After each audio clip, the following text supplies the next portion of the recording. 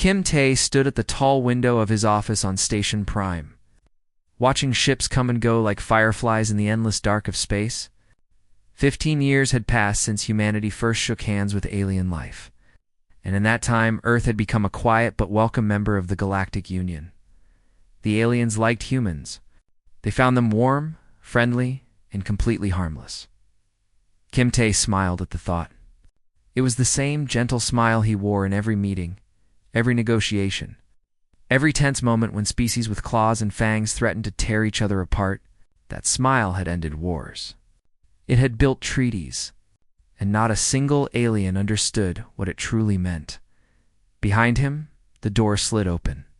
Linari walked in, her tablet tucked under her arm, and her expression carefully neutral. She was young for a xenobiologist, only 20, but she had proven herself invaluable in managing what the galaxy knew about Earth. More importantly, she was excellent at managing what they did not know. The Council has made a decision, she said. They want us to handle the Vorn situation. Kim Tae turned from the window. They want us to negotiate with the Vorn Collective, the same Vorn who destroyed 3 trading stations last month. They believe humans are perfect for the job. Nari allowed herself a small smile. Councillor Vel called us delightfully peaceful in the session today. He said our gentle nature would calm the Vorn down. Kim Tae laughed softly. It was not a mocking laugh. It was warm, almost affectionate. Gentle nature. Yes, I suppose that is what they see.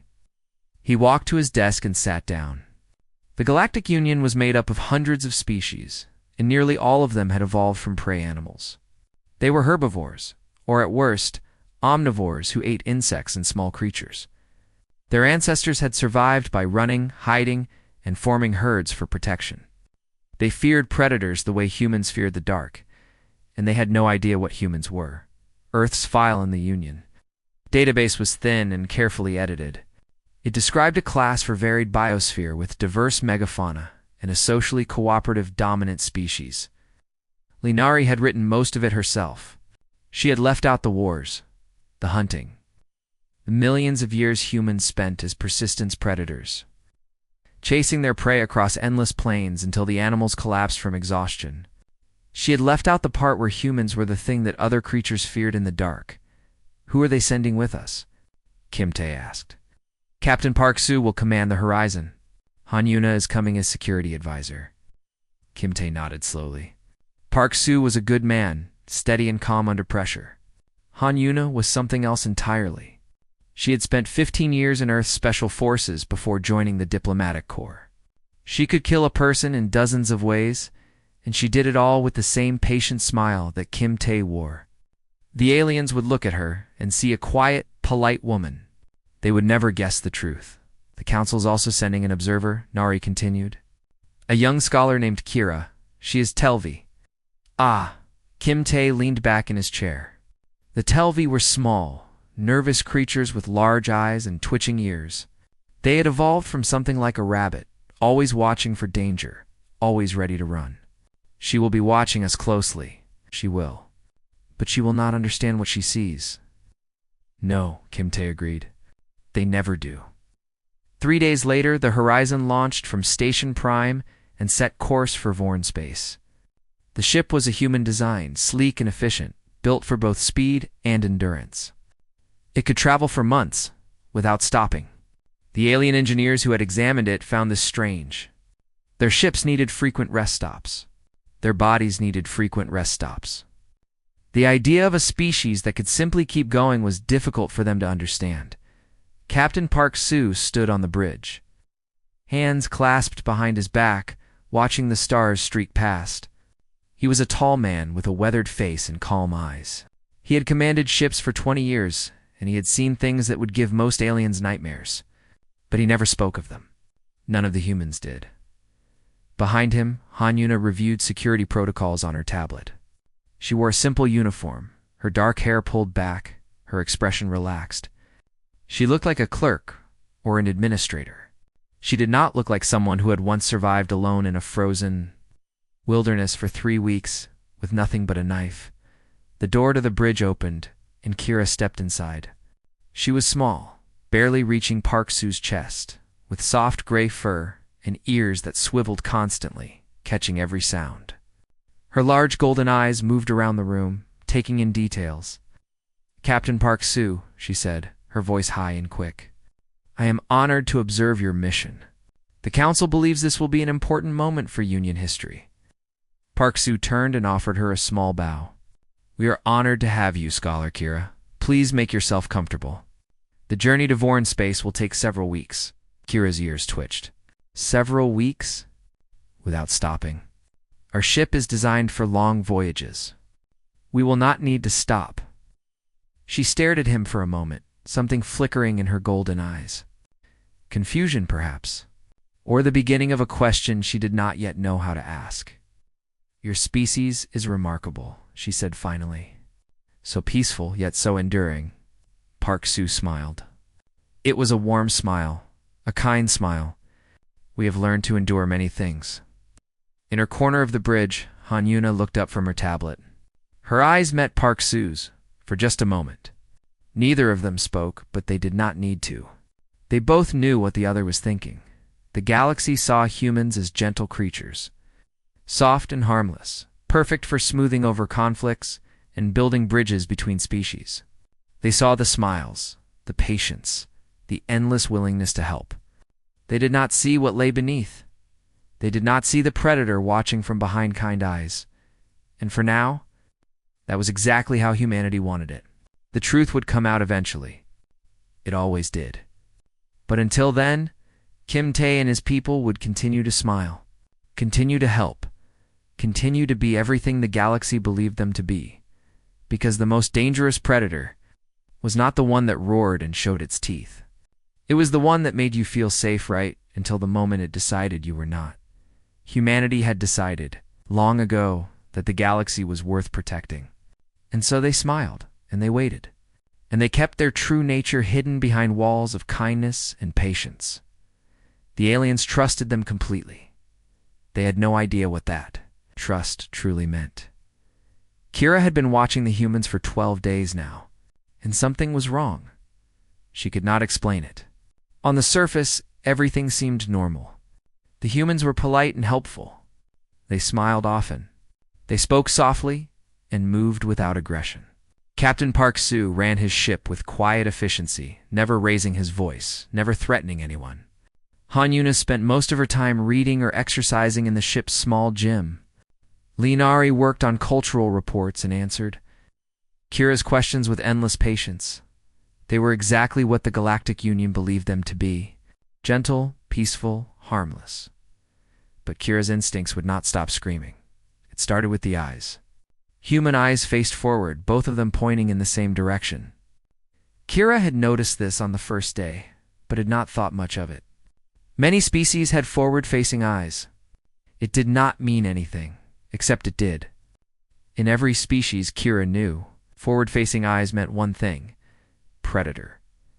Hunters needed depth perception to track and catch their prey. Prey species had eyes on the sides of their heads, so they could watch for danger in all directions. Humans had hunter eyes, but they ate plants and small animals according to their file. They were not predators, were they? Kira pushed the thought away and continued her observations. She watched Park Soo on the bridge one afternoon, and she noticed something strange. A crew member walked behind him, moving quietly, but Park Soo's head turned slightly to track the movement. He did not look directly at the person. He did not need to. His eyes caught the motion at the edge of his vision, and he tracked it without thinking. Prey species did not do that. Prey species startled when something moved behind them. They jumped and looked and checked for danger. Park Soo simply ... knew. He was aware of everything around him, all the time without effort. Like a hunter watching for movement in the grass, Kira told herself she was imagining things. She focused instead on the humans' daily routines, looking for something normal to calm her nerves.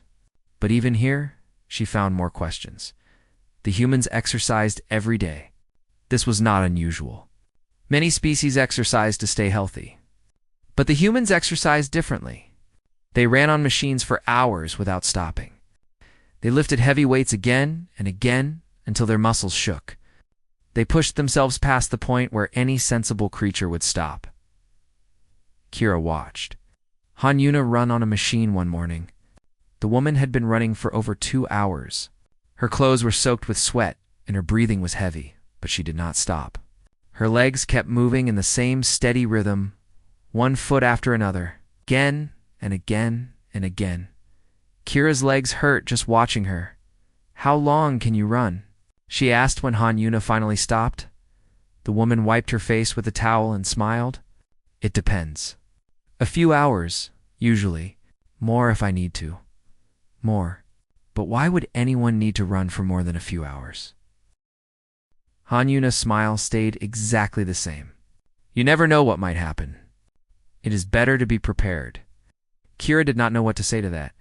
She made a note in her records and tried not to think about what kind of creature needed to run for hours without stopping. Later that week, she found the cultural files. Lee Nari had given her access to Earth's public archives.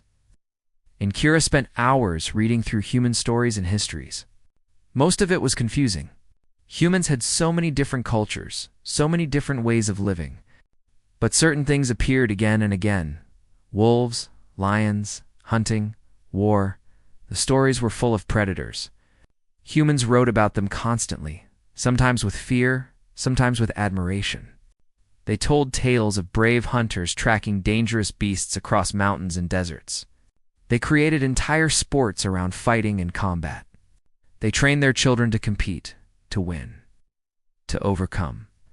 Kira told herself these were just stories, metaphors, ancient myths from a more primitive time. The humans she knew were nothing like the warriors in these tales. But the doubt remained. Everything changed on the 15th day of the journey. The horizon was passing through an empty region of space. When the alarms started screaming, Kira was in the observation room, and she ran to the window just in time to see 3 ships appear out of nowhere. They were Vorn vessels, painted black and covered in weapons. The raiders had found them. "All crew to battle stations," Park Su's voice came through the speakers, calm and steady. "Prepare for hostile contact." Kira's heart was pounding. She had never been in a battle before. She had never even seen real violence. The Telvi were scholars and scientists, not fighters. They ran from danger. They hid, but she could not run. She could not hide.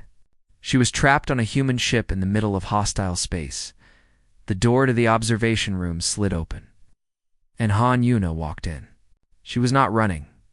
She was not panicking.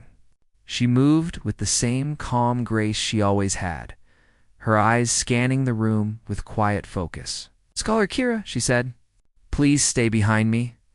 This will be over soon." Before Kira could respond, the ship shook violently. The Vorn had fired on them. Sparks flew from a panel on the wall, and Kira screamed, dropping to the floor and covering her head. Han Yuna did not flinch. The door on the far side of the room exploded inward. 2 Vorn soldiers burst through, their weapons raised.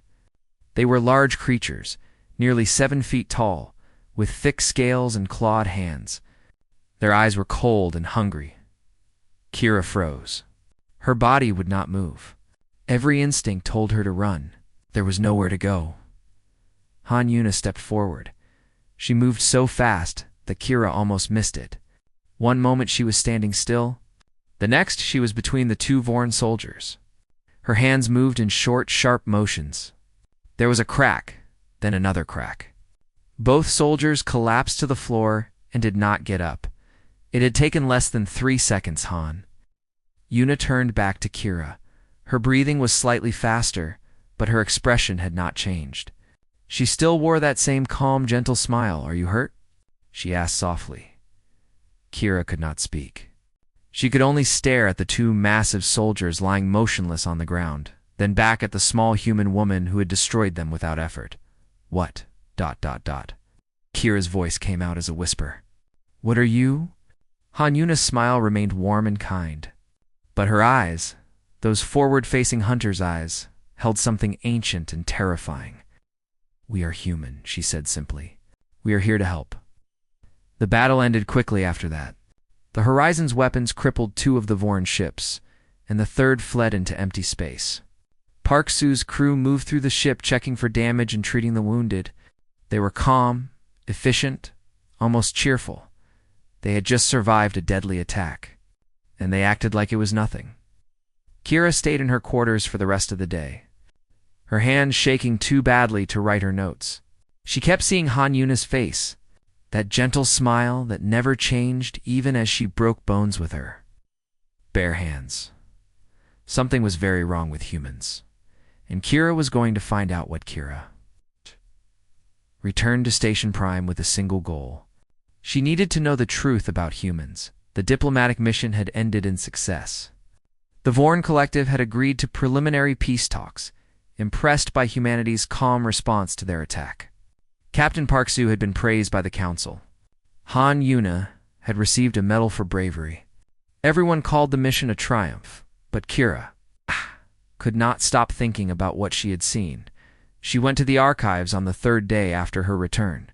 The building was old, filled with data cores that held information from before the Union was formed. Most scholars came here to study ancient civilizations or extinct species. Kira came to find the truth about a living one. She started with Earth's official file. It was short, only a few pages, and it told her nothing she did not already know. Class 4 varied biosphere. Socially cooperative dominant species. Peaceful first contact achieved 15 years ago. The words were dry and empty, like a description of a painting that left out all the colors. Kira searched deeper. She found request logs showing that humans had asked for certain files to be sealed. She found notes from early contact teams saying that Earth's full report was under review. She found references to something called a pre-contact survey that had been classified at the highest level. The humans were hiding something. She contacted Safa, an old friend who worked in the historical archives. Safa was a Morani, one of the large herbivore species that made up most of the council. She was nervous and easily frightened, but she was also curious, and she owed Kira a favor from their student days.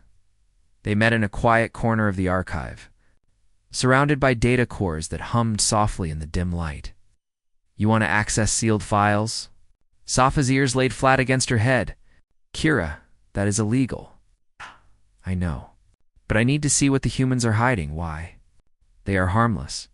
"Everyone says so." Kira thought about Han Yuna's hands breaking Vorn bones like dry sticks. She thought about Park Su tracking movement without looking. She thought about humans running for hours without rest. "I do not think they are harmless," she said quietly. "I think we have made a terrible mistake." Safa was silent for a long moment. Then she sighed and led Kira to a terminal in the deepest part of the archive. "The pre-contact survey was done 30 years ago," Safa explained as she worked. "A scout ship passed through their system before humans had space travel. They studied the planet and the dominant species. The report was supposed to help us decide how to approach them." Ow. "What happened to it?" "It was sealed when humans made first contact. The council said it was no longer relevant." Safa's fingers moved across the terminal. "But nothing is ever truly deleted here." The screen flickered, and a document appeared. It was marked with red warning symbols that Kira had never seen before. The title read, "Planet Sol 3 Local Name, Earth. Pre-contact Survey. Extreme caution advised." Kira began to read. The first section described the planet itself, and Kira felt her hearts begin to beat faster with each line. Earth had a gravity of 1.0 g, which was heavy for sapient development. It had extreme temperature variations, from frozen poles to burning deserts. It was tectonically active, with earthquakes, volcanoes, and tsunamis that could destroy entire regions. It had hurricanes, tornadoes, wildfires, and floods. The survey team had called it a Class 12 death world. Kira had never heard of any class higher than 8. The second section described Earth's life forms, and here Kira's fear turned to horror. The planet was filled with predators. Every environment, every ecosystem, had creatures designed to kill. Venomous snakes, giant reptiles, pack hunters with teeth like knives, parasites that burrowed into flesh, bacteria that could kill in hours, and at the top of this nightmare world, the apex predator of them all, humans. The survey team's notes were brief and terrified. Dominant species is a bipedal persistence predator, they wrote, capable of tracking prey across vast distances. Extremely high endurance. Hunts by chasing prey until the target collapses from exhaustion. Operates in coordinated groups with sophisticated communication. Do not engage under any circumstances. Persistence predator. Kira read the words again and again. Humans did not hunt like other predators. They did not rely on speed or strength or venom. They simply followed their prey hour after hour, day after day, never stopping, never resting, until the animal could run no more. They walked it to death. And they had been doing this for millions of years. Kira scrolled further and found historical data the survey team had gathered. Wars, conflicts, genocides, humans had spent most of their history fighting each other, killing each other, conquering each other. They had weapons that could destroy cities, that could poison the air and water, that could end all life on their planet. They had created these weapons. They had used them. And then they had built more. The final note from the survey team made Kira's blood run cold. Recommend immediate quarantine of Sal 3. If this species achieves space travel before containment, they could pose an existential threat to all galactic life. Their capacity for violence exceeds any known species. Their endurance and adaptability are unprecedented. They must not be allowed to leave their system, but they had left their system. They had built ships and traveled to the stars. And when they found the Galactic Union, they had smiled and offered friendship. The predators had come to them wearing the faces of friends. Safa was reading over Kira's shoulder, her whole body trembling. "This cannot be real," she whispered. "This must be a mistake." "It is not a mistake." Kira's voice was hollow. "I have seen them, Safa. I watched a human woman kill 2 Vorn soldiers with her bare hands in 3 seconds. She smiled at me afterward. She asked if I was hurt. What do we do?" Kira stared at the screen, at the red warning symbols and the horrifying words. She thought about Kim Tae, the gentle ambassador who had ended so many conflicts. She thought about Linari, who carefully managed what the galaxy knew about Earth. She thought about Han Yuna's calm eyes and Park. Sue's patient smile. They had been hiding this. All of them, all along. They had walked into the Union and let everyone believe they were harmless, when the truth was, they were the most dangerous species the galaxy had ever encountered. But why? If they were predators, if they were killers, why had they chosen peace? They could have conquered. They could have destroyed. The survey team had been right to be afraid. Humans were capable of terrible things, and yet they had chosen kindness. "We have to tell the council," Safa said, her voice shaking. "They have to know." Kira hesitated. Part of her agreed. The galaxy deserved to know the truth about the creatures living among them. But another part of her remembered Han Yuna standing between her and the Vorn soldiers, protecting her without hesitation. The predators had chosen to be protectors. Was that not worth something? Kira Safa insisted. "We have to tell them." Kira looked at her friend, at the fear in her eyes, and she knew there was no stopping this. The truth would come out. It always did. She just hoped the galaxy would survive it. "Do what you must," Kira said quietly. "But I hope we do not regret this." Safa copied the files and left without another word. Kira stayed in the archive for a long time, staring at the screen, reading the words over and over again. Persistence predator. Hunts by chasing prey until the target collapses. The humans had been chasing something for 15 years. Not prey, not conquest. Trust, and now, one way or another, the chase was about to end. The panic spread like fire through dry grass. Within hours of Safa's leak, every news network in the Galactic Union was broadcasting the Death World files. Screens on 1,000 planets showed the same terrifying images: Earth's predators, Earth's wars, Earth's weapons. Commentators spoke in trembling voices about the hidden threat living among them. Politicians demanded answers. Citizens demanded protection. And everywhere, people looked at humans with new eyes. Kim Tae watched the chaos unfold from his office on Station Prime. The streets below were filled with protesters carrying signs that called for humans to be expelled from the Union. Security forces had been doubled around all human facilities. Several human ships had been stopped and searched at random checkpoints. 15 years of careful work, undone in a single day. Linari stood beside him, her face pale but composed. "The council has summoned you," she said. "They want an explanation." "Of course they do." Kim-tae turned from the window. "What about our people?" "All human citizens on Station Prime have been ordered to stay indoors. Some have reported harassment. A few shops have been vandalized." Nari's voice was steady, but her hands were clenched at her sides. "They are afraid of us now." Kim-tae nodded slowly. He had always known this day would come. They all had. You could not hide the truth forever, no matter how carefully you tried. The only question was, what happened next? He straightened his collar and walked toward the door. "Tell Captain Park and Commander Han to meet me at the council chambers. It is time to stop hiding." The chambers were enormous, a vast circular room with seats rising in tiers around a central platform. Representatives from hundreds of species filled the seats, their eyes fixed on the entrance where Kim-tae would appear. The air was thick with fear and anger. Counselor Vel sat at the highest tier, his long face twisted with betrayal.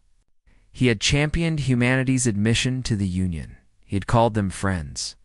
And now he looked at Kim-tae like he was seeing a monster for the first time. Security Chief Dorn stood near the entrance, his hand resting on his weapon. He was a Brel, one of the few omnivore species in the Union, and he had reviewed human military files all night. He had not slept. His eyes were haunted. Kim-tae walked to the center platform alone. He did not hurry. He did not look afraid. He stood under the bright lights and looked up at the hundreds of faces staring down at him. And he waited. Counselor Vel spoke first. "Ambassador Kim, you have seen the reports? You know what has been revealed? I have. Is it true? All of it?" Kim-tae was silent for a moment. The entire chamber held its breath. "Yes," he said finally. "It is true." The chamber exploded into noise. Shouts and cries rose from every tier. Some representatives tried to flee. Others demanded that Kim-tae be arrested immediately. Security forces moved closer, weapons drawn. Kim-tae did not move. He stood perfectly still, his hands at his sides, his expression calm. He waited until the noise began to fade, and then he spoke again. "Yes, we are predators." His voice was not loud, but it carried through the chamber like a blade. "We evolved on a world that tried to kill us every single day. We hunted. We fought. We survived. Everything in those files is true." The chamber was silent now, frozen in fear. Our ancestors chased their prey across burning deserts and frozen plains. They tracked them for days without rest, without stopping, until the animals collapsed from exhaustion. That is what we are. That is what we have always been. He paused and looked around the room, meeting as many eyes as he could. We developed weapons that could destroy our entire planet. We used them on each other. We fought wars that killed millions of our own people. We have done terrible, unforgivable things. Counselor Vel's voice was barely a whisper. "Then why? Why did you come to us in peace? Why did you pretend to be harmless?" Kim-tae smiled. It was the same warm, gentle smile he had worn for 15 years. But now, for the first time, the aliens could see what it truly was. It was a predator's smile, a hunter's smile, the smile of a creature that could destroy everything in this room and chose not to. "We did not pretend to be harmless," Kim-tae said softly. "We chose to be kind." The words hung in the air. No one spoke. "You do not understand what it means to be human," he continued. "We are not gentle by nature. We are not peaceful by instinct. Every single day we fight against what we are. We build laws to control our violence. We teach our children to be kind. We work constantly, endlessly, to be better than our nature tells us to be." He stepped forward, and several representatives flinched back. "We came to you in peace because we chose peace. Not because we are weak, but because we are strong enough to make that choice. We could have conquered this galaxy. We have the ships, the weapons, the soldiers. We could have taken everything we wanted. His voice dropped, and somehow that made it more terrifying. We chose not to. We chose to help. We chose to protect. And every day, for 15 years, that choice has been tested. And every day, we have made it again. Behind him, the doors opened. Han Yuna and Park Soo walked in, flanking Kim Tae like silent shadows. They wore no weapons. They made no threats. They simply stood there, calm and quiet. Watching the room with eyes that missed nothing, Han Yuna spoke, her voice soft but clear. You were afraid of us now. That is natural. We understand fear better than any species in this galaxy. She smiled, and the aliens closest to her shrank back. But ask yourselves this. In 15 years, what have we done? We have sent doctors to heal your sick. We have sent engineers to build your cities. We have sent diplomats to end your wars. When disasters struck, we were there. When raiders attacked, we defended. When you needed help, we came. She paused, letting the words settle. We are predators. We could have taken everything. Instead, we gave. That should terrify you more than any weapon we possess. The chamber was utterly silent. Even Counselor Vel had no words. Kim Tae looked up at the tears of frightened faces, and his smile softened. We do not ask you to trust us blindly. Trust must be earned, and we have hidden things from you. But we hid them because we knew you would react exactly as you are reacting now. Fear makes people do terrible things. We know that better than anyone. He took a breath. We wanted you to see us for who we chose to be, not for what we were born as. We wanted you to know our kindness before you knew our strength. Perhaps that was wrong. Perhaps we should have been honest from the beginning. But we were afraid too. Afraid that you would never give us a chance. He bowed his head just slightly. All we ask is that you judge us by our actions, not by our nature. We have spent 15 years proving that we want to be your friends. We will spend the next 15 years proving it again, if that is what it takes. Security Chief Dorn stepped forward.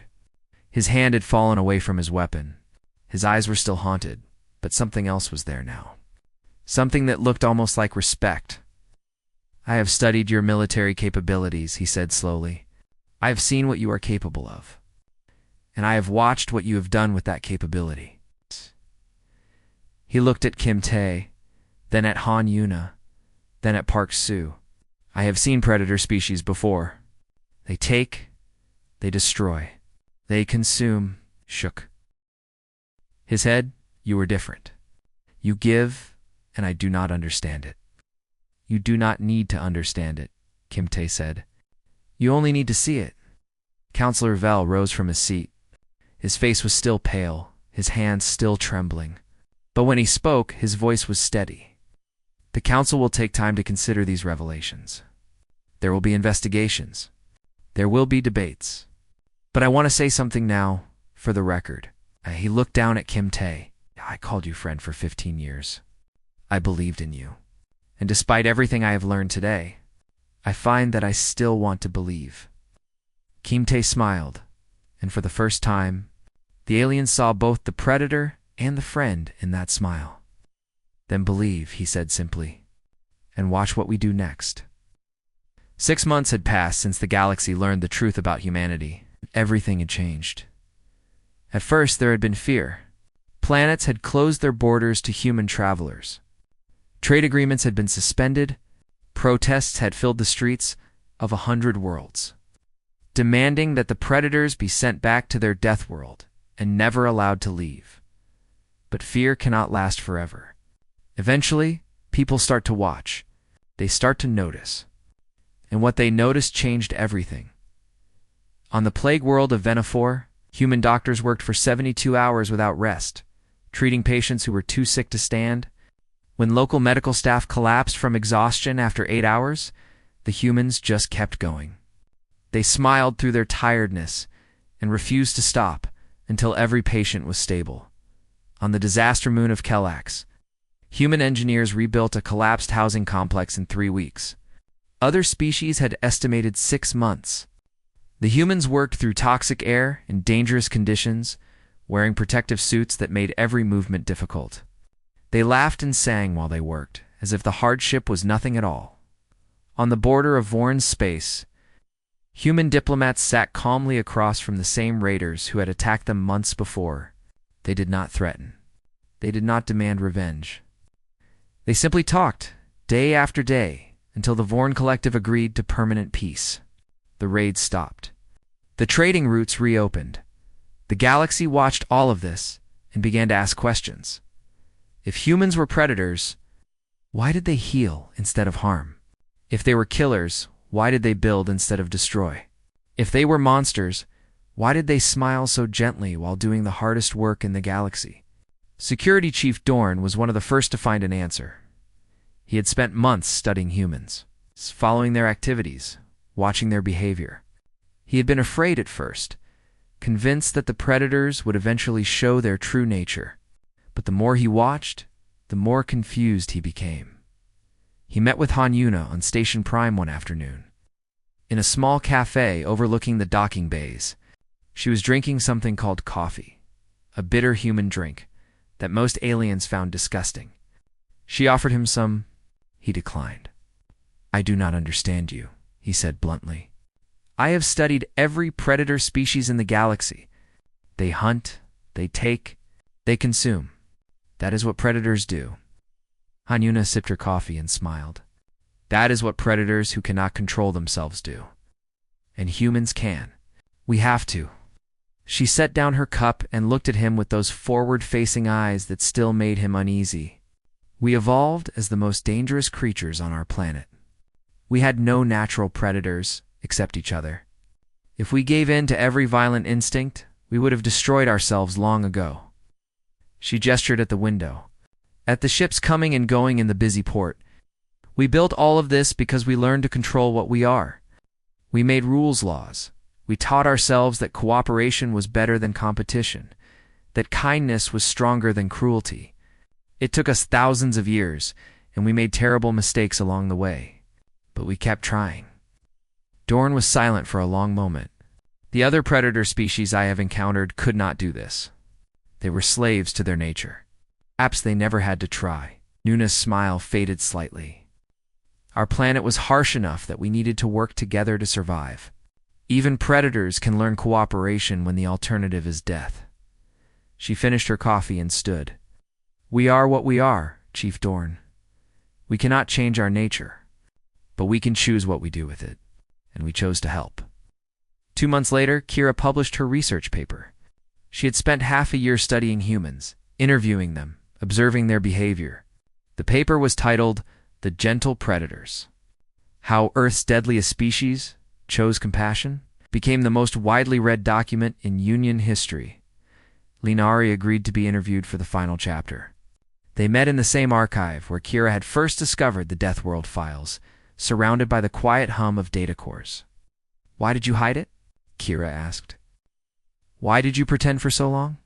Linari was quiet for a moment, choosing her words carefully. "We knew you would be afraid," she said. "Fear makes people do terrible things.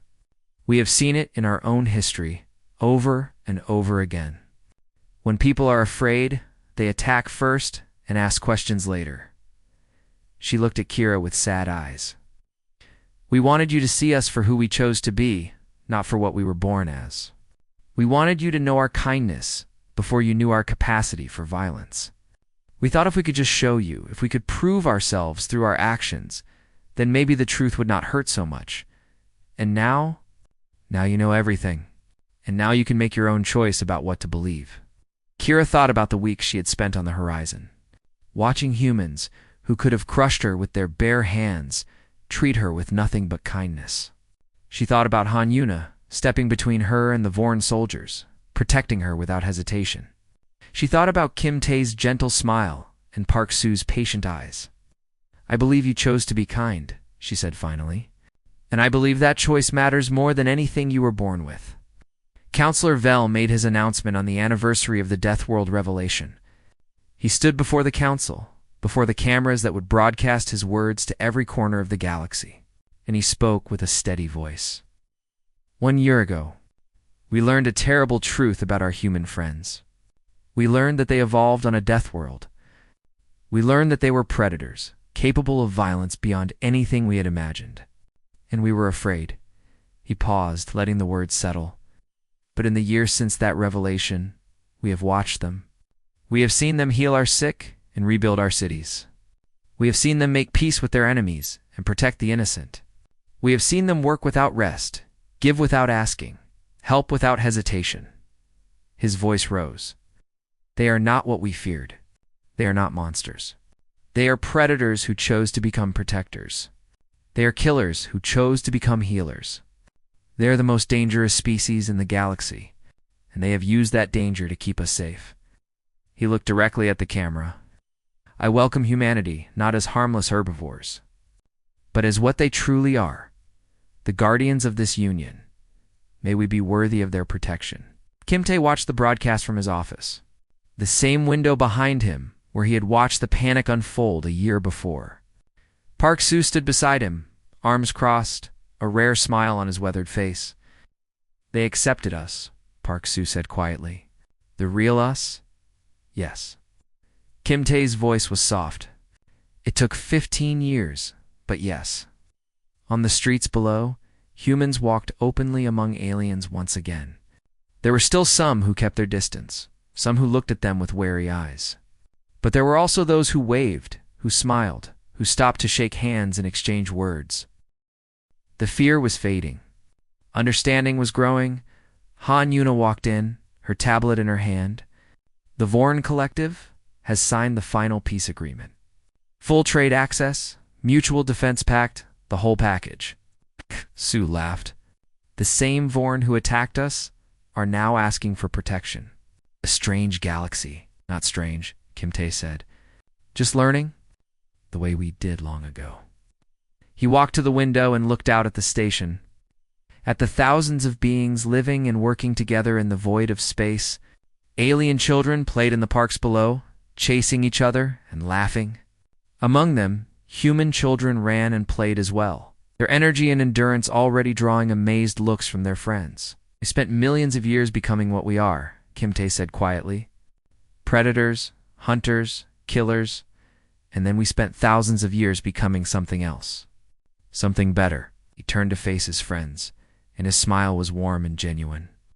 The smile of a man who had fought his entire life for this moment. The galaxy was afraid of the predators of Earth, but we already conquered the greatest predator of all. Park Soo raised an eyebrow. And what was that? Kim Tae looked back at the window. At the children playing, at the ships coming and going, at the endless stars stretching into infinity.